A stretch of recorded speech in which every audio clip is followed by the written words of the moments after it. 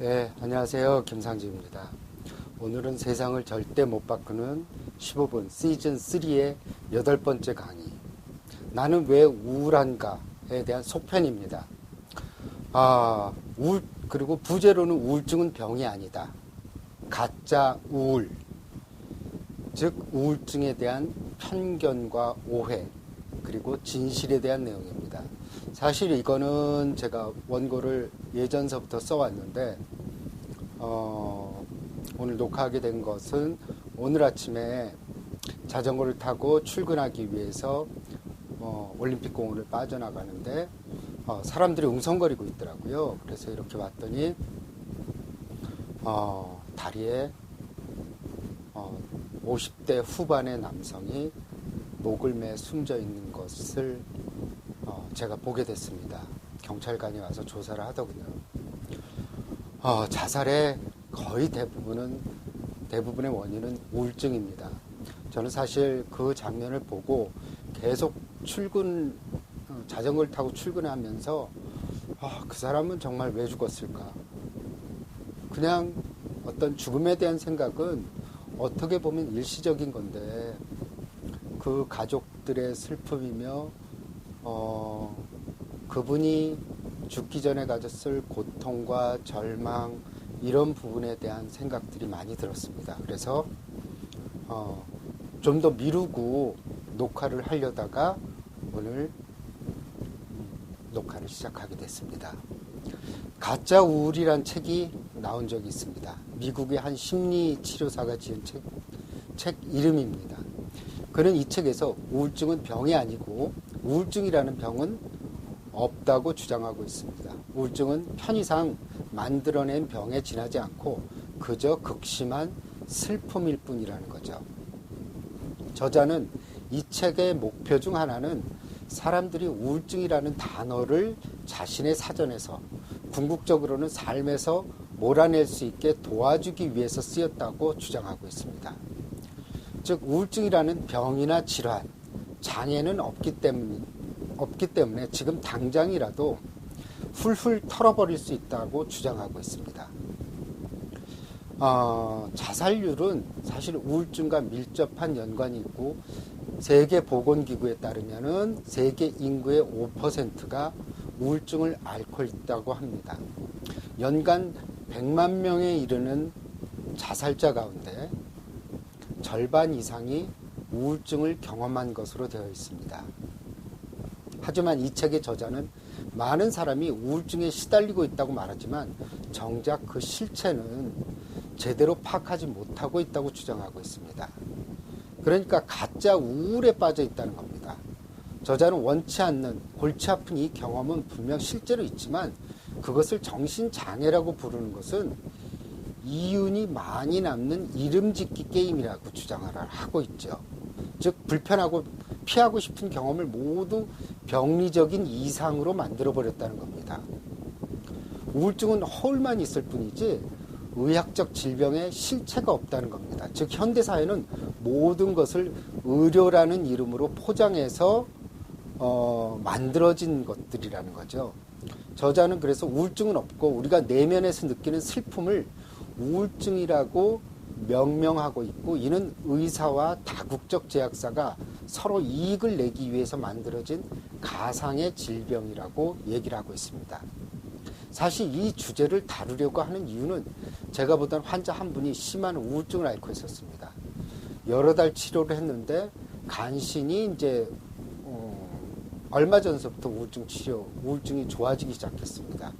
근데 갑자기 약을 끊겠다고 하는 겁니다. 저는 좀 의아하게 생각해서 왜 그러냐고 묻자 이제 증상이 다 좋아졌으니까 우울증 약을 더 이상 먹고 싶지 않다는 겁니다.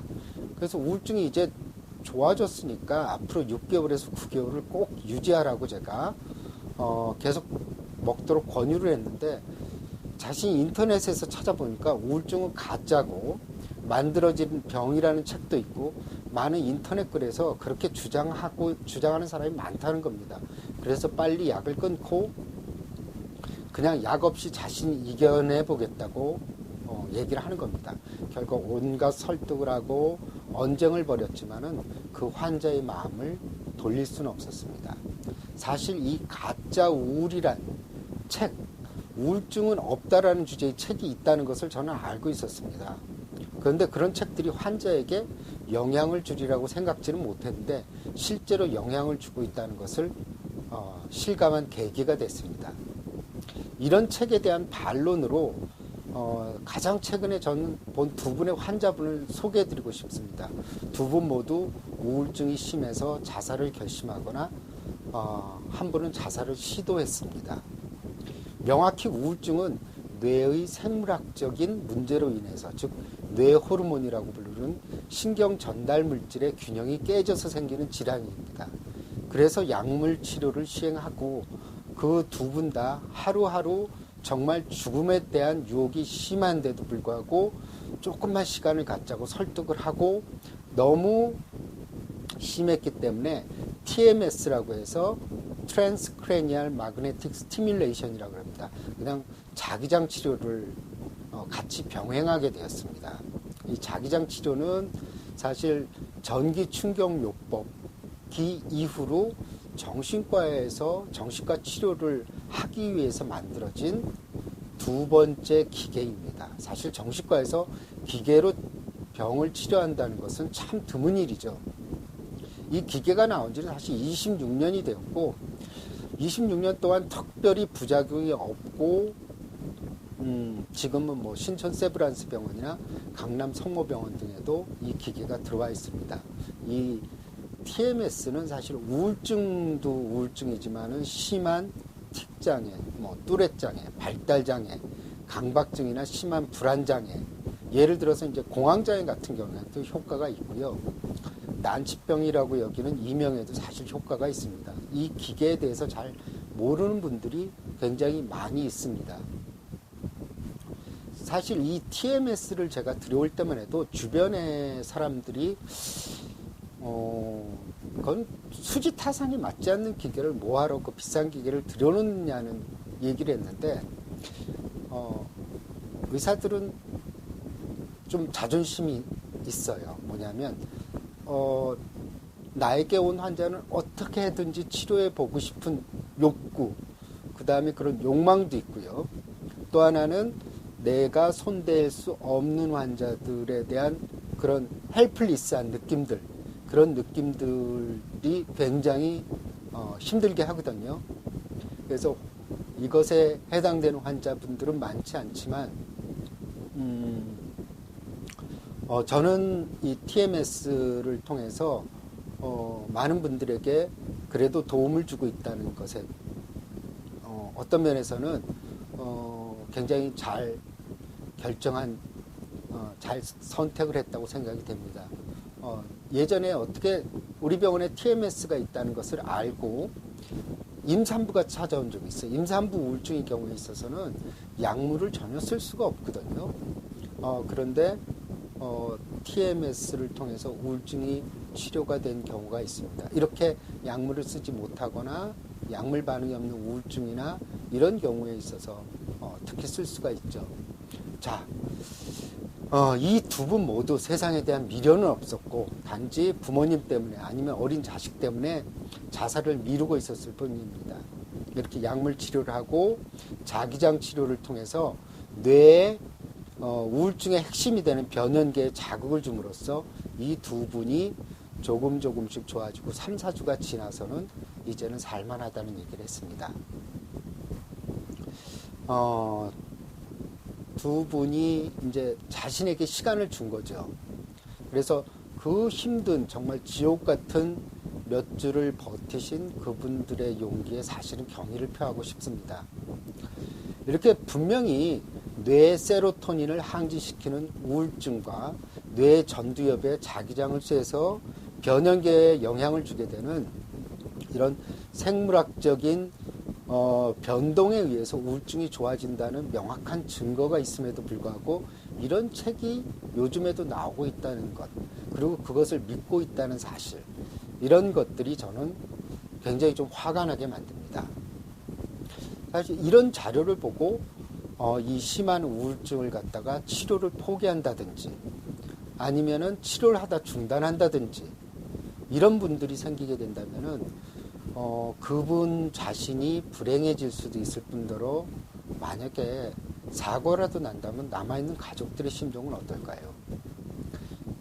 인터넷을 맹신하고 있지만 인터넷에 나와 있는 많은 정보들은 쓰레기에 불과합니다. 사람들은 인터넷 하면은 그 정보가 굉장히 정확하리라고 생각하지만 비전문가들이 아니면 자기의 어떤 주관적인 경험들로 도배된 글들도 굉장히 많이 있다는 것을 알고 계셔야 될 겁니다. 우리 인간이 감정을 느끼고 생각을 하는 것은 뇌의 호르몬이라 불리는 신경 전달 물질의 영향입니다. 뇌신경부의 그 신경의 말단부에서 신경 전달 물질인 도파민이나 세로토닌, 노르에피네프린 등의 그 분비되면서 우리는 기분의 변동을 느끼고 생각을 하고 또 슬퍼하기도 하고 감정을 느낍니다. 이 신경 전달 물질은 뇌를 통해서 온몸을 다 지배한다고 해도 과언이 아닙니다. 마치 인슐린이 부족하면 당뇨병이 걸리는 것처럼 뇌 세로토닌이 나오지 않고 부족하면 우울증이 발병되고 또 뇌 도파민이 너무 많이 분비가 되면 정신분열증이 생기게 됩니다.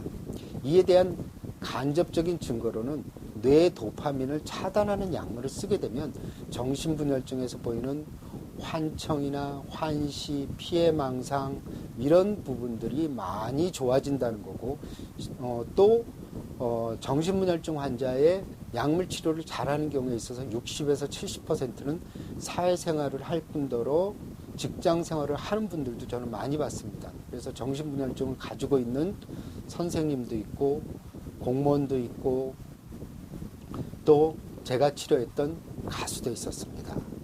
그러니까 이런 신경 전달 물질을 얼마나 조절할 수 있는가가 우리 정신과 질환을 치료할 수 있는 핵심이라고 저는 말씀드릴 수가 있습니다. 모든 정신질환이 그렇듯이 우울증에 대한 편견과 오해가 지나치게 많은 부분이 있어서 치료를 중단하거나 치료할 생각도 못하게 만듭니다. 이로 인해서 아까운 생명들이 희생되고 우리나라는 OECD 회원국 중 자살률 1위라는 것은 우리 모두가 아는 사실입니다. 이런 정신질환에 대한 편견이나 이런 것들이 심하다 보니까는 우울증이나 강박증, 정신분열증 환자들이 정신과에 오지 못하고 민간요법이라든지 이상한 약초를 먹는다든지 아니면은 한의원을 전전하면서 제대로 치료를 못 받고 있습니다. 심지어 텔레비전에 보게 되면은 빙의 현상이라든지 귀신 들림으로 인해서 그렇다고 해서 퇴마 의식까지 하는 걸 보면 저는 이 현대 사회에서 이런 일들이 벌어지고 있다는 것 자체가 도대체가 예전 100년 전, 200년 전, 300년 전에 정신분열증이 귀신 들림이라는 그런 것들로 인해서 그런 편견을 가지고 있는데 요즘 같은 시대에도 그런 테마 의식을 통해서 대부분의 거기 나온 사람들 정신분열증 환자거든요. 그 환자들 아니면은 전환장애 환자들, 히스테리성 성격장애 이런 경우의 환자들을 갖다가 그런 빙의 의식을 통해서 퇴마 의식을 통해서 치료한다는 거는 제가 볼 때는 뭐 황당하다 못해서 화가 날 일이죠. 어찌됐든 이런 것들을 다 하다가 결국은 치료가 되지 않아서 정신과를 이제 누가 가보란 얘기를 듣고 오는 경우들이 그래도 다행스럽게 있습니다. 자, 그러면 우울증에 대한 편견을 하나하나 짚어보겠습니다. 첫 번째, 우울증에 대한 편견 중에 하나는 대부분의 사람들이 다 조금씩 우울한 거 아니야? 조금씩 다 우울증 가지고 있잖아.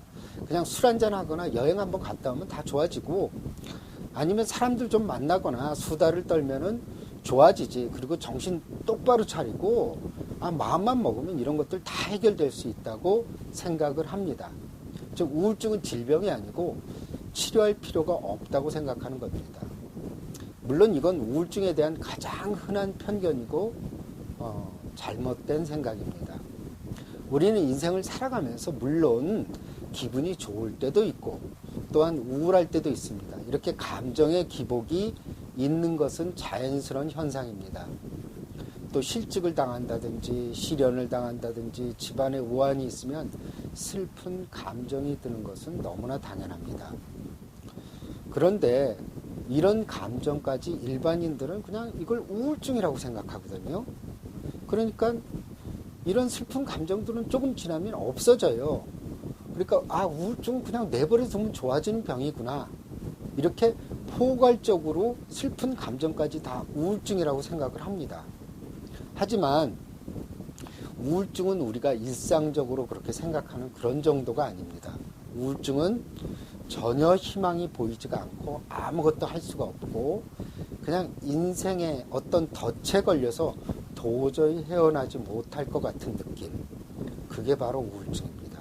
그리고 일시적인 현상이 아니고 그런 절망감이 2주 이상 지속될 때를 얘기합니다. 요즘 우리 의원에 목사님 3분이 우울증으로 치료를 받고 있습니다. 사람들은 목사님은 우울증에 걸리지 않는다고 생각을 하고 있습니다. 목사님이 당뇨나 고혈압, 암에 걸린다 그러면 놀라지 않죠. 하지만 우울증에 걸린다고 하면 사람들은 되게 이상하게 생각하거든요.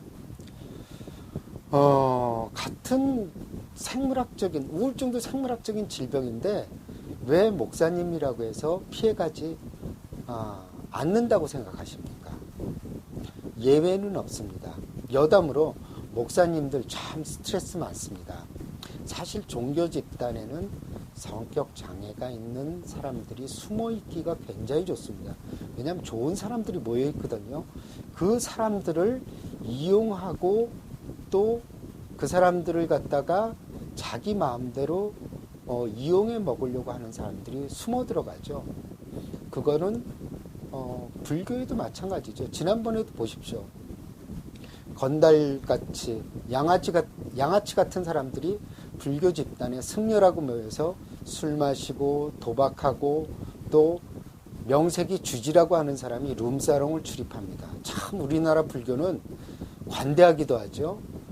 그건 당연히 파괴해서 환속을 시켜야 됨에도 불구하고 여전히 성적을 가지고 활동을 하고 있습니다.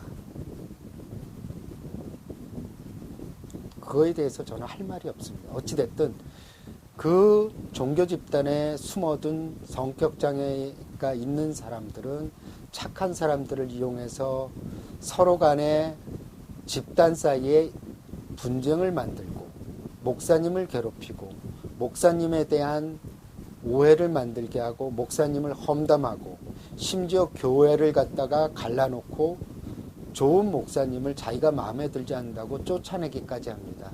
이런 사람들을 아우르다 보니까 굉장히 많이 스트레스를 받을 수밖에 없습니다. 그러니까 우울증이 걸리지 않을 수가 없죠. 그래서 최근에 오신 목사님한테 제가 이런 말씀 드린 적이 있어요. 목사님, 기도도 되지 않죠? 그랬더니 목사님이 그런 얘기를 하십니다. 평생 기도를 해왔음에도 불구하고 기도조차 되지 않는다고 합니다. 그게 바로 우울증입니다. 이게 그렇게 신앙심이 깊고 평생 그렇게 설교를 하시고 성도들을 이끄시던 분조차도 무력하게 만드는 게 우울증입니다. 그 뇌세로토닌, 뇌의 신경 전달 물질이 얼마나 강력하게 우리의 사고와 몸을 지배한다는 것을 알 수가 있습니다. 또 어떤 우울증 환자의 경우에 있어서는 우울감을 느끼지 않고 다른 방식으로 우울증을 겪는 경우도 있습니다. 사는 게 전혀 재미가 없고 공허하고 어떤 자극이 와도 그냥 멍한 상태로 있는 경우도 있습니다. 어떤 경우는 우울감보다도 짜증이나 화가 나서 안절부절한 증세로 나타나는 경우도 많습니다. 예를 들면은 어떤 주부들이 와서 아이를 너무 혼내거나 너무 때린다고 오는 경우도 있습니다. 그래서 내가 엄마 같지 않다고 얘기를 하는데 그거는 우울증으로 인해서 짜증이나 화가 나기 때문에 작은 실수에도 아이들을 갖다가 때리게 되기 때문에 그렇게 되는 경우입니다. 그래서 우울증 치료를 하게 되면 많이 좋아지게 되죠. 우울증은 우리의 일상생활을 완전히 지배하고 우리를 지옥 바닥까지 밀어붙입니다. 직장에서 도저히 일을 할 기운이 없고 의욕이 없어서 사표를 그냥 쓰고 던지고 나옵니다. 뭐 이렇게 힘든 상황에서도 다시 취직할 수 없다는 걸 알면서도 그럽니다. 학생들은 공부에 손을 놓게 됩니다. 공부할 수가 없기 때문이죠. 그리고 자신의 인생은 다 끝났다는 생각에 희망이 없고 살아갈 가치도 없는 사람이라는 생각이 듭니다. 그래서 우울증 환자의 10%는 스스로 목숨을 끊는 겁니다. 그래서 더욱 우울증은 이제 적극적인 치료를 해야 하는 질병입니다. 두 번째, 이제 우울증에 대한 편견이 있습니다. 우울증의 증상은 단지 우울한 느낌을 가지거나 아니면 죽고 싶은 생각만 있다고 여기는 경우가 많이 있습니다.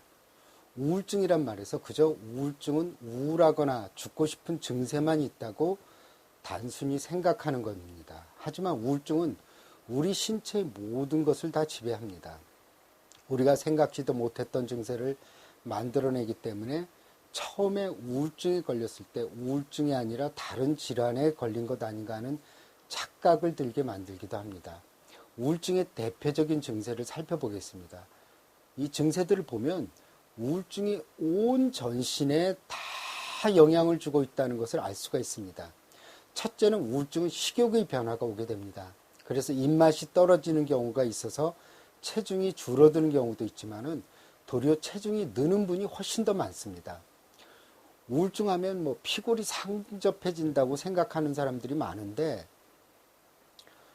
도리어 우울증이 오게 되면은 공허함이라든지 우울감 때문에 탄수화물 섭취, 즉 단 거, 초콜릿이라든지 아이스크림 이런 것들을 많이 먹게 됩니다. 식욕이 좋아서 먹는 게 아니라 잠깐 그런 혈당을 보충함으로써 잠깐 우울증을 다스리는 거죠.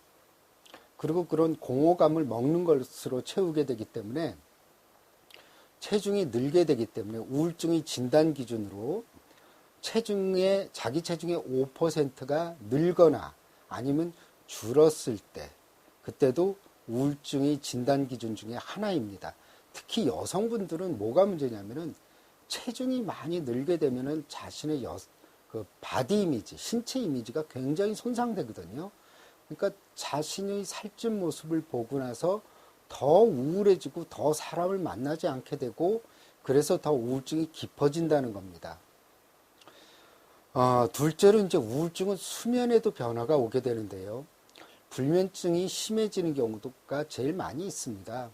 그래서 제가 불면증으로 오는 환자분들을 볼 때, 단순히 이제 잠이 안 와요. 이렇게 말을 하고, 진료를 왔더라도 차근차근하게 다른 우울증 증세가 있는지 꼭 물어보게 됩니다. 그러면 70%의 환자들은 우울증인 경우가 있고 30%는 단순한 불면증입니다. 왜냐하면 우울증의 증세 중에 하나가 불면증이 따라오는 거거든요. 감기에 걸리면은 콧물도 나고 기침도 나고 목도 아픈 것처럼 불면증은 우울증에 따르는 증세이기 때문에 불면증을 가볍게 여기서는 안 됩니다. 반대로 수면이 늘어나는 경우도 있습니다. 하루에 15시간 이상을 계속 잠만 자는 경우도 있죠. 이런 경우에 있어서는 과다수면이라고 하는 경우인데 자도 잠이 오고 아무리 자도 피로감이 풀리지 않는다고 호소합니다. 셋째, 또 우울증의 증상이라고 가장 우리가 생각지 못하는 것이 짜증이나 화가 나는 겁니다. 특히 남자들은 우울증이 걸렸을 때 짜증이나 화내는 게 술을 마셨을 때 분출되는 경우가 있습니다. 이때가 바로 신문에 나타나는 그런 사건, 사고들도 저는 많이 이것과 연관이 있다고 생각이 됩니다.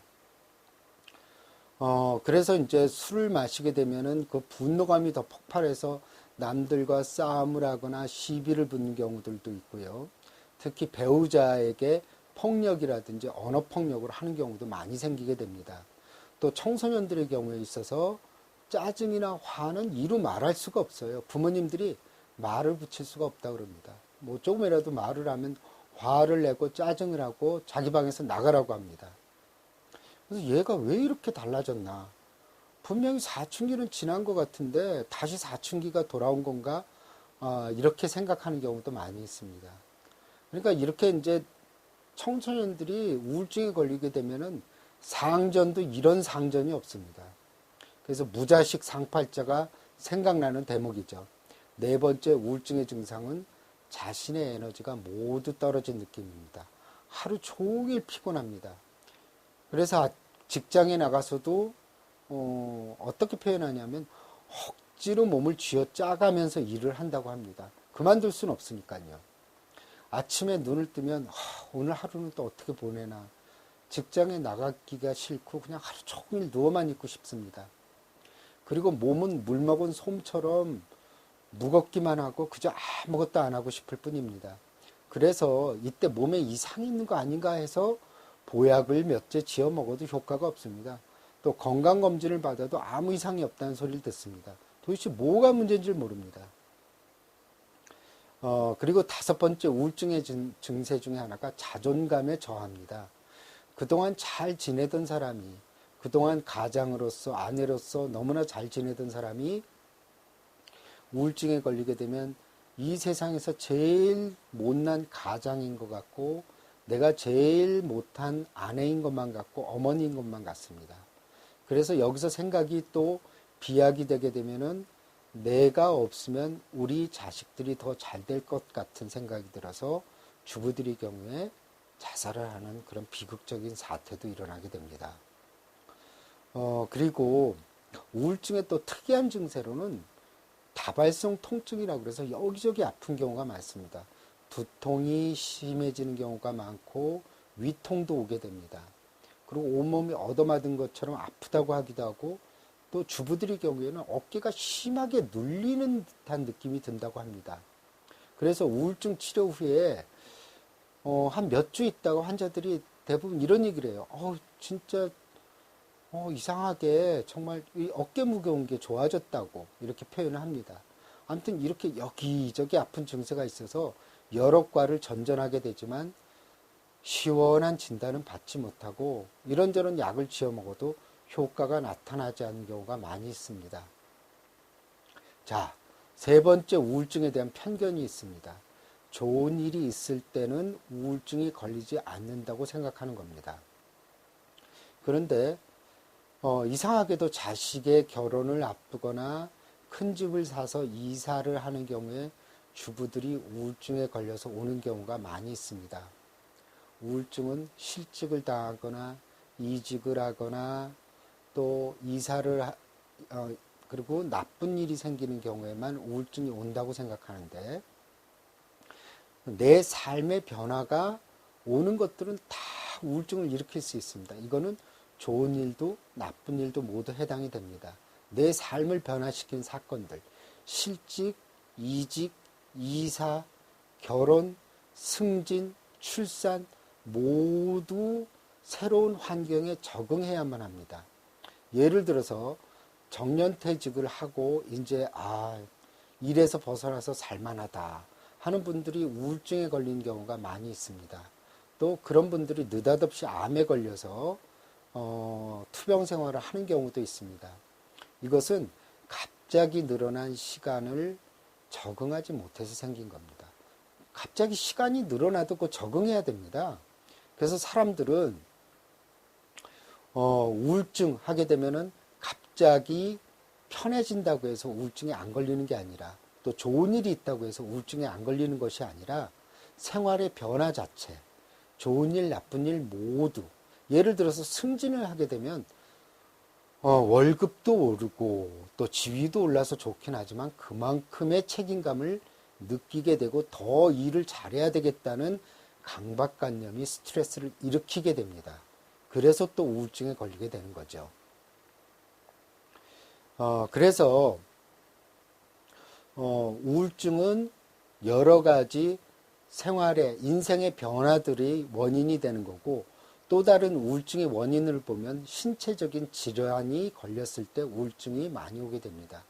예를 들어서 중풍 환자의 40%는 우울증에 걸리게 됩니다. 이것은 중풍으로 인해서 어떤 신체적인 변화나 어떤 심리적인 충격뿐 아니라 뇌 손상을 받게 되면 뇌 호르몬, 즉 신경 전달 물질의 이상으로 인해서 우울증이 오기 때문에 특히 중풍이 있은 후에 단순히 그냥 중풍이 있었으니까 우울해지겠지라고 그냥 단정 짓지 마시기 바랍니다. 또 암 환자들의 경우에 있어서도 우울증이 많이 오게 됩니다. 대개 이제 암 치료 후 또 심한 수술을 받고 나서 3개월에서 4개월 후에 불면증으로 찾아오는 분들이 많이 있는데 가만히 살펴보면 대부분 우울증인 경우가 많이 있습니다.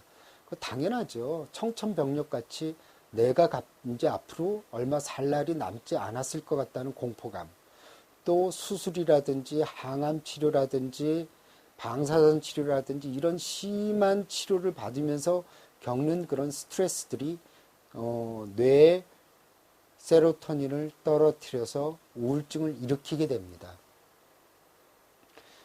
그래서 이런 신체적인 질병들도 우울증을 일으킬 수 있다는 겁니다. 또한 유전적인 영향도 우울증의 원인이 됩니다. 제가 이렇게 보면은 가계도를 보면은 부모님이나 조부모님 중에 우울증이 있는 경우에 있어서 우울증에 걸릴 확률이 높고, 제가 보는 환자의 한 5% 정도는 유전적인 우울증이 아닌가 하는 생각이 듭니다. 이 유전적인 우울증이 있는 분들은 약물을 좀 오래 복용해야 되는 경우가 많이 있습니다. 우울증이 치료가 되지 않는 게 아니라 우울증 약물을 먹으면 일상생활이나 사회생활에 전혀 지장이 없는데 약을 끊을 경우에 재발되는 경우가 많이 있기 때문에 우울증 치료를 좀 길게 가진다고 생각하시면 됩니다. 그리고 사랑하는 부모님이나 형제, 자녀들이 사망하게 되면은 우울증이 오게 됩니다. 이 사랑하는 사람이 사망하게 되면 슬프거나 우울한 게 정상적인 반응이죠. 하지만 이런 애도 반응이 3개월 이상 지속됐을 경우에는 우리가 우울증이라고 봅니다. 그래서 이 사람이 너무 지나치게 좀 잊을만 한데도 계속 죽은 부모님에 대해서 슬퍼하고 그리워하고 매일매일 울고 일상생활을 못하고 또 부모님을 따라 죽겠다고 하고 이런 경우에 있어서는 우울증을 분명히 의심을 해야 합니다. 예전에 제가 봤던 환자 중에 한 분은 부모님을 모시고 있었는데 부모님이 자식한테 폐를 끼치기 싫어서 투신자살을 하고 말았습니다. 충격이 굉장히 컸죠. 그래서 그분은 그 애도 반응이 점점 너무 길어지고 반년이 지나서도 계속 어머니를 그리워하고 어머님에 대한 죄책감이 들고 그 좋다는 직장을 그만두고 집에서만 지내게 되었습니다. 그래서 그분이 이제 우리 의원에 찾아와서 약물 치료를 받고 다시 원래 상태로 돌아가게 되었습니다. 그래서 애도 반응이 너무 길다고 생각하면 우울증을 생각해야 됩니다. 네 번째 편견은 한 번 우울증에 걸리면 평생 우울증이 낫지 않는다고 생각하는 겁니다. 실제로 우울증에 걸린 사람의 3분의 2는 우울증 치료를 통해서 회복이 돼서 정상적으로 원래 자기 생활로 돌아갑니다. 그리고 나머지 25%의 우울증 환자들은 우울증 치료 후 몇 달 후, 몇 년 후에 재발하는 경우들이 있습니다. 그리고 이제 이런 분들, 재발하는 분들은 다른 분보다 우울증 치료를 좀 더 길게 해야 되겠죠. 여기서 저는 우울증 치료에 있어서 가장 좋은 방법은 약물 치료라고 확신하고 있습니다. 이미 뇌 호르몬, 즉 신경 전달 물질에 대한 연구가 어느 정도 진행이 되었고 수많은 우울증 약물들이 나와서 또 수많은 환자들이 약물을 통해서 효과를 보고 있다는 것이 우울증 약물이 우울증 치료에 있어서 얼마나 커다란 역할을 하고 있다는 것을 입증하는 증거입니다. 우울증 환자들이 치료를 받고 이렇게 얘기를 합니다.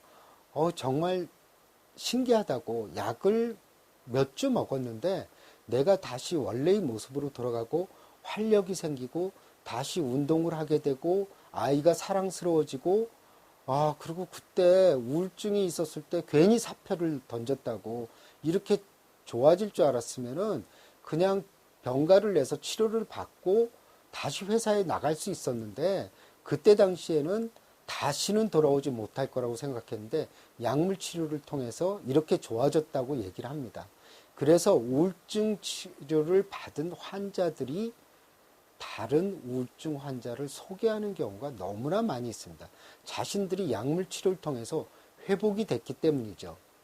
일단 현재 가장 많이 사용하는 약물은 뇌의 세로토닌을 항진시키는 약물입니다. 제가 제일 선호하는 약물은 가장 대표적이고 오래된 약물이긴 하지만 여전히 효과가 좋은 프로작, 그 다음에 전 세계 우울증 처방률 1위인 렉사프로, 그 다음에 레메론이란 약물, 이 세 가지 약물을 저는 제일 선호합니다. 특히 뭐 프로작이나 렉사프로는 뭐 탁월한 우울증 치료 효과를 가지고 있고요. 레메론이란 약물은 우울증 환자에 있어서 수면을 도와주고, 또 입맛이 없는 우울증 환자들은 입맛을 빨리 돋궈주고, 또 우울증 환자들이 불안증을 많이 호소하는데 불안증을 빨리 개선시키는 효과를 가지고 있습니다. 또 그 이외에도 뭐 이펙사라든지 신발타라든지 서트랄린이라든지 우울증 약물은 정말 많이 있습니다. 그래서 이런 약들이 듣지 않을 때는 다른 약물을 대체해 가면서 약물을 쓰게 되는 겁니다. 보통 우울증 약물은 보통 한 가지 약물을 4주를 써보게 됩니다. 이 4주라는 기간은 뭐냐면 약을 썼을 때 세로토닌이 올라가는 기간이 4주이기 때문입니다. 4주를 써서 효과가 별로 나타나지 않을 때는 다른 우울증 약물을 같이 쓰거나 아니면 다른 약물로 교체하게 됩니다. 그래서 우울증 치료에 있어서 효과 1주나 2주 써서 효과가 없다고 해서 우울증 약물을 바꿔서는 되지 않습니다. 그렇게 되면 정말 이 약이 효과가 있음에도 불구하고 너무 지나치게 빨리 약물을 바꿈으로써 빨리 치료할 수 있는 기회를 놓칠 수가 있습니다. 사실 저는 우울증 치료에 있어서 99%는 약물 치료라고 확신하고 있습니다. 여전히 많은 분들은 정신분석이라든지 상담 치료에 대한 환상을 가지고 있는 경우가 많이 있습니다. 일단 상담 치료나 정신분석은 정신과 약을 먹지 않아도 된다는 그런 생각들, 또 정신과를 가지 않아도 된다는 그런 편리함 때문에 상담이나 정신분석을 선호하는 경우가 많이 있습니다. 사실 정신분석이나 상담 치료가 정신과 영역에서 곽강을 받았던 이유가 있습니다. 1920년도에 프로이트나 칼 융 같은 정신분석가는 환자를 정말 열심히 정신분석하고 많은 책들을 썼습니다. 그런데 그분들이 상담한 환자들은 심지어 5년 또는 10년 이상 상담 치료만 정말 주구장창 했던 거죠. 그래서 그 수많은 책들을 쓰게 됐습니다.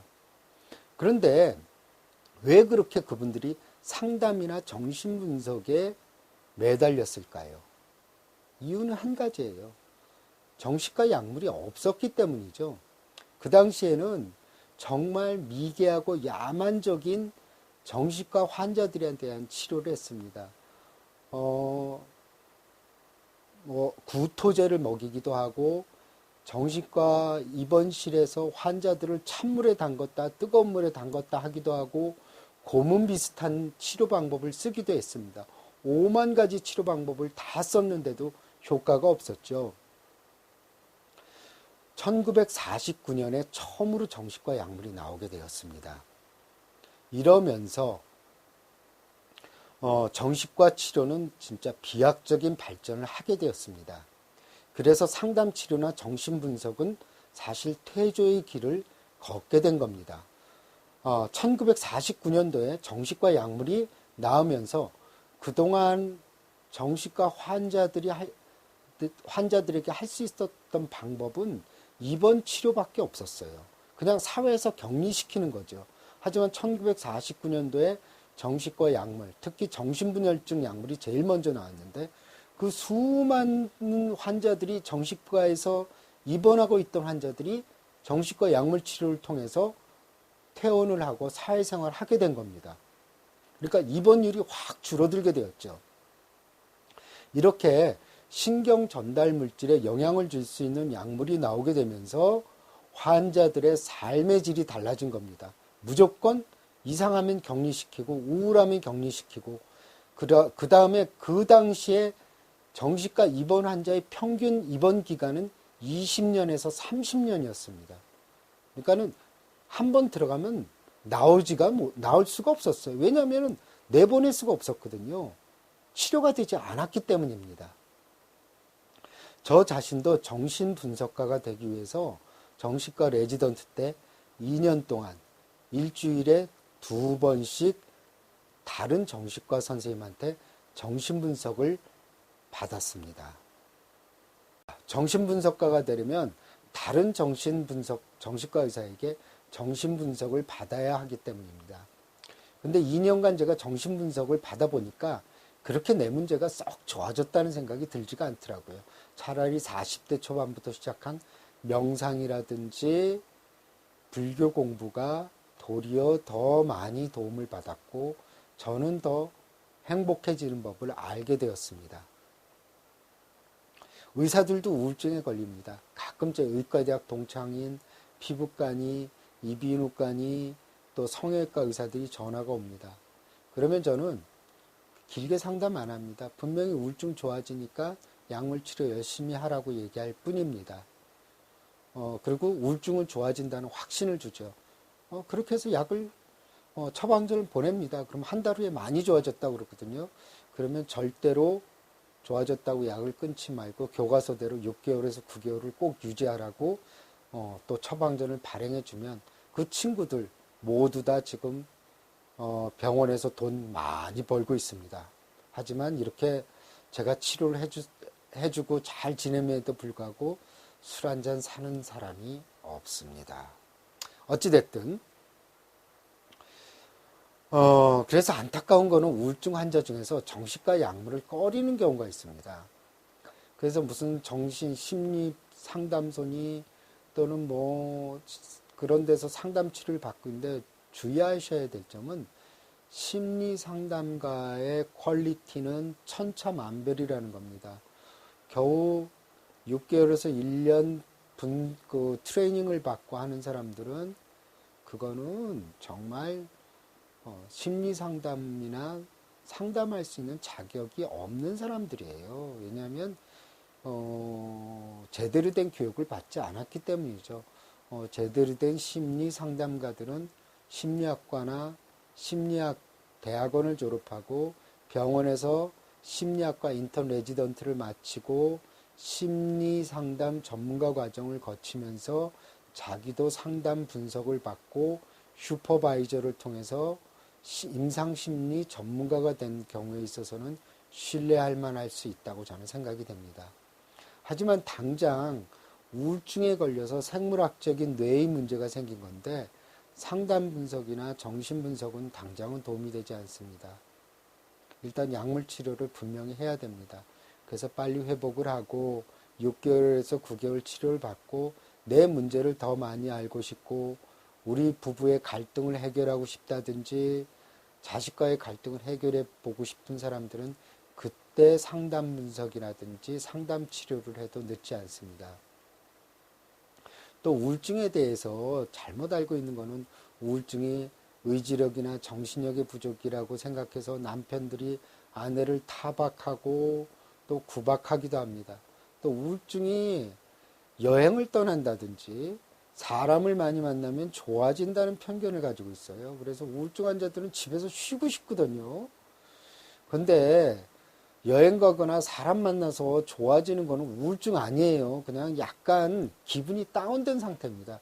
그러니까 여행 갔다 오고 사람 만나서 리프레시 되면은 좋아지는 거죠. 그런데 진짜 우울증은 그런 데 다니면은 몸은 그냥 진짜 물 먹은 솜처럼 힘들어 죽겠는데 가족들은 가자니까 따라가고 뭘 봐도 재미가 없습니다. 그러니까 억지로 다니는 경우죠. 또 사람 만나라고 해서 등 떠밀어서 나가면 사람 만나는 게 정말 고문 같습니다. 재미도 하나도 없고 그냥 빨리 집에 가서 쉬고 싶을 뿐입니다.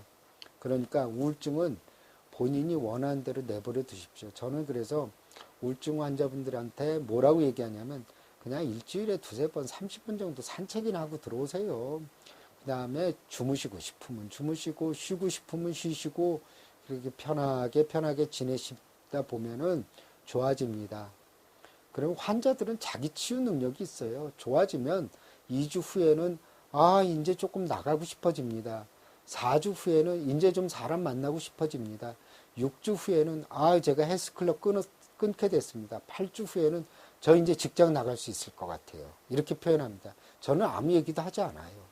환자들이 알아서 자기가 좋아지는 걸 몸으로 느끼기 때문에 자기가 결정을 내립니다. 그게 정말 제대로 된 판단이라고 저는 생각합니다. 우울증은 여러 가지 생활 변화로 인해서 스트레스를 받아서 오게 됩니다. 그런데 우울증에 대한 5번째 편견은 자기 환경이 달라질 게 없는데 우울증은 좋아질 수 없다고 생각합니다. 우울증의 원인은 여러 가지가 있죠. 주식하다 몇 억을 날려서 빚보증을 서서 길거리에 나앉아서 고시 공부를 여러 번 했는데 여러 번 낙방을 해서 또 집단 따돌림을 당하는 학생 때문에 남편이 바람을 피워서 남편의 폭력 등으로 여러 가지 이루 헤아릴 수 없는 많은 경우의 수가 우울증을 일으킵니다. 그런데 그런 안 좋은 일이 있고 나서 만사가 귀찮고 죽고 싶고 의욕도 없고 재미가 하나도 없게 됩니다. 우울증이 온 거죠. 근데 이런 분들이 우울증 치료를 하지 않는 이유가 있습니다. 뭐냐면 내가 처한 환경이 좋아지면 자신의 우울증이 좋아질 거라고 생각합니다. 없어진 돈을 찾는다면, 잃어버린 내 집을 찾을 수 있다면, 남편이 이제 바람 그만 피고 나 좀 사랑해 주게 된다면, 이러면은 우울증 분명히 좋아질 것이다. 그런데 이런 환경이 좋아질 게 없는데 뭐하러 정신과 병원을 찾아가냐. 찾아가도 아무런 효과가 없다고 생각합니다. 근데 우울증은 이런 안 좋은 환경이 바뀌지 않아도 좋아집니다. 전에 10년 동안 돈을 모아서 집을 마련한 분이 우울증으로 내원하게 됐습니다. 그분 하루 종일 불안초조하고 길거리에 나앉을 생각 때문에 자살뿐이 생각하지 않게 됐습니다. 근데 약물 치료를 하고 좋아지니까 어떤 변화가 생기냐면요. 환경은 달라진 거 하나도 없어요. 길거리에 나앉게 되는 신세도 마찬가지거든요. 그런데 이런 얘기를 합니다. 그냥 다시 시작하려고요. 그냥 이런 환경은 어쩔 수가 없는 거고 제가 다시 원래 부지런한 사람이니까 다시 시작한다면 좋아질 것 같다는 생각이 듭니다. 또 어떤 분은 새로 식당을 열었는데 거의 망하기 일보 직전이에요. 그래서 그냥 식당 문을 출근할 때 식당 문만 보더라도 가슴이 두근거리고 불안초조하고 곧 내가 진짜 다 망할 것 같은 생각이 드는데 그분 우울증 치료한 다음에 손님이 늘지 않았어요. 그런데 그냥 다 처분하고 이 길이 내 길이 아닌 것 같다는 생각이 들고 손해를 보더라도 건강한 게 정말 최고라는 생각이 들었습니다. 라고 얘기를 합니다. 제 친구 중에 크게 병원을 확장한 친구가 있었습니다. 어느 날 전화를 해서 자살하고 싶다고 그러더라고요. 우울증이 걸린 겁니다. 그래서 이제 우울증 약물 치료를 처방전 보내주고 이렇게 해서 치료를 했더니 그 친구가 2달 만에 많이 좋아졌다고 전화를 하더라고요. 물론 환자는 더 늘지 않고 빚은 더 쌓였죠. 2달 사이에. 하지만 이제 정리할 거 정리하고 작게 시작하려고 마음을 먹었다고 합니다. 이렇게 환경은 달라지지 않더라도 우울증이 치료되면 알아서 정리를 하게 됩니다. 그래서 환경이 달라질 때를 기다리지 마시고 우울증을 치료하게 되면 결단력이 생기고 자기 안에서 지혜가 생겨나게 됩니다. 그래서 그리고 또 하나는 6번째 우울증에 대한 편견은 우울증이 아주 적다고 생각하는데 그렇지 않습니다. 실제로 우울증은 인구의 10%가 평생 한 번 앓고 지나가고 여성분의 경우에 70%는 70% 정도도 평생 앓고 지나가게 됩니다. 그래서 특히 여성의 우울증은 남성에 비해서 한 3배에서 5배가 많습니다. 그 이유는 여전히 아직은 알지는 못하죠. 뭐 여성 호르몬 때문이라는 얘기가 있습니다. 그리고 우울증은 어떤 직업도 차별하지 않고 옵니다. 아까도 말씀드렸듯이 목사님 세 분이 우리 의원에서 우울증 치료를 받고 있습니다. 세 분 모두 우울증이란 생물학적인 원인에 의해서 생긴다는 걸 알기 때문에 안수기도만 받지 않고 기도만 드리지 않고 치료를 받으러 오신 거죠. 그러니까 어떻게 보면은 생각이 저는 깨었다는 생각이 듭니다. 우울증은 몸과 마음이 감옥에 갇힌 것과 같습니다. 하지만 그 감옥에서 빠져나오는 건 어렵지 않습니다. 적절한 약물 치료만 하면 한 달에서 두 달 사이에 거의 우울증이 없어지고 6개월에서 9개월 정도만 유지하면 재발률도 굉장히 많이 떨어지게 됩니다. 대부분 우울증 환자들이 재발을 많이 한다고 그러는데 그거는 어떤 경우냐면 한두 달 약물 치료하고 좋아지니까 약물 끊거든요. 그래서 재발하는 거지 제대로 약물 치료를 하는 경우에 있어서는 재발률이 많이 떨어지게 됩니다. 그래서 미국 질병보건국의 그래서 우울증 치료는 어렵지가 않습니다. 미국 그 질병보건국의 연구를 보더라도 약물 치료만으로 환자의 70%는 증세가 없어집니다. 실제로 제가 임상에서 경험한 것으로는 70% 이상의 환자들이 약물 치료로 효과를 보고 있습니다. 그리고 또 약물 치료를 꺼리는 경우가 있어요. 우울증 약물에 대한 편견이 있거든요. 우울증 약물은 중독성이 있다는 둥, 우울증 약물을 먹으면 치매가 걸린다는 둥, 뭐 여러 가지 그런 얘기들이 많이 있습니다. 근데 저는 좀 안타까운 게 있어요. 그 동네 아주머니들, 구멍가게 주인, 미용실 주인, 네일 아트샵 사장님, 구멍가게 주인, 뭐 이런 분들이 하는 얘기는 믿어요. 뭐 왜 정신과 약물 먹지 말아요. 그거 먹으면은 평생 먹어야 되고 약물 중독되고 그 다음에 치매 걸려요. 그거 빨리 끊으세요. 이렇게 얘기를 하는데 그분들 말은 정말 믿습니다. 하지만 제가 아무리 그렇지 않다고 얘기를 해도 왜 제 말은 믿지 않는 건지 저는 잘 모르겠습니다.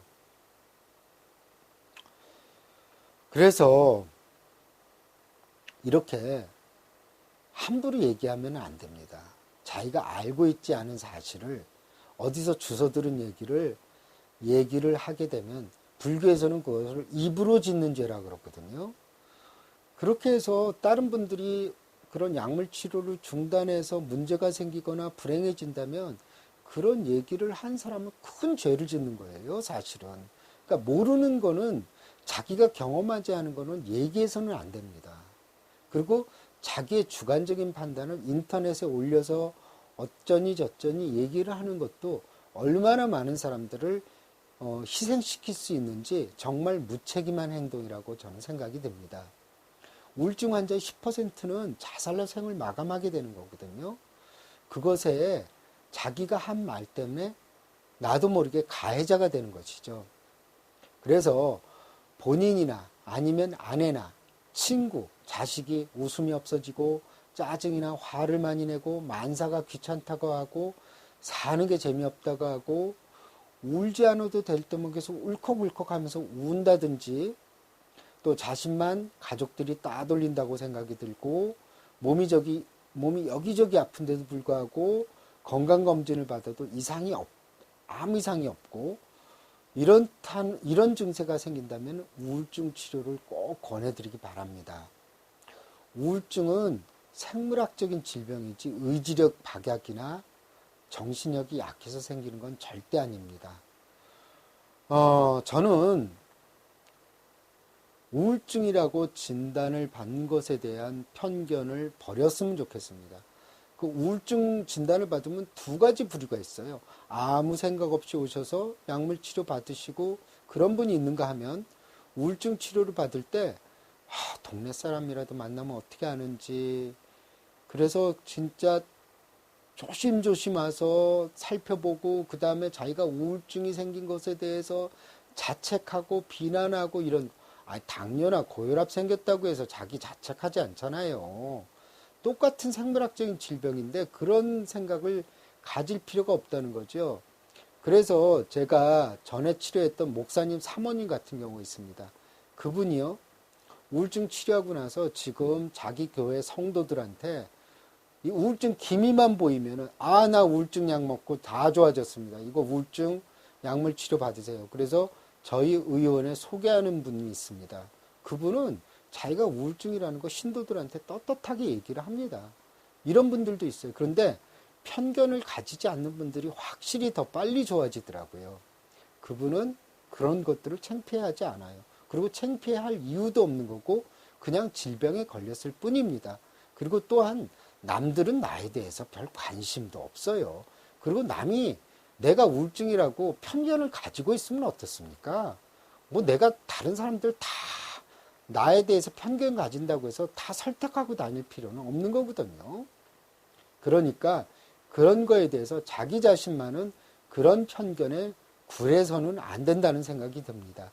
저는 이번 강의는 제 생각에 어느 강의보다 중요하다고 생각합니다. 죽고 사는 것이 달려있기 때문입니다.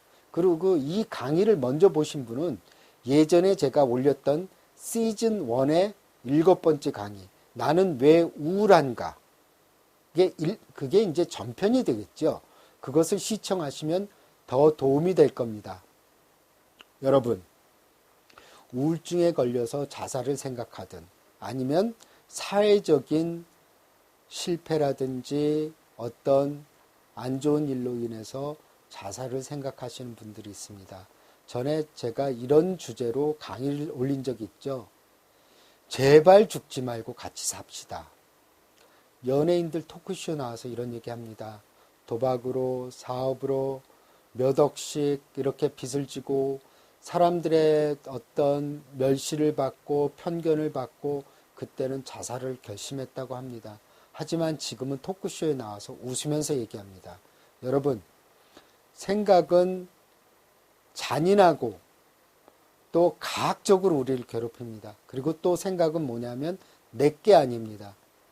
왜냐하면 생각은 계속 떠오르면서 나를 괴롭힐 뿐이고, 내가 지금 자살을 생각하고 그 다음에 내가 죽고 싶은 생각도 어때요?